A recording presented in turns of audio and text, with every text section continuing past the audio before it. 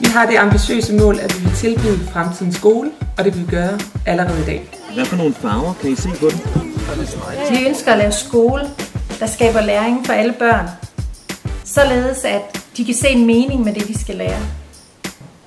Det er vigtigt, at børnene forstår deres egen læring, og vi hele tiden arbejder med at give dem en forståelse for det, således at de kan lære resten af livet. Så det gælder om at få bygget de her veje, og få dem bygget, så at man kommer ud til nogle af de her.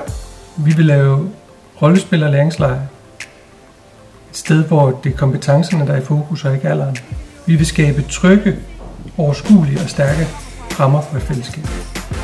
Vi vil lave udeskole, det vil sige, at vi tager børnene med ud i virkeligheden. Det kunne være, jamen det er skov, det er strand, det er museum, det er kirke. Men vi vil også have, at de skal komme ud og være i praktik, måske ved den lokale købmand eller gartner. Vi synes, det er vigtigt, at børnene de lærer igennem kroppen, hjertet og hjernen. Vi knokler virkelig for sagen, men vi har også brug for din hjælp.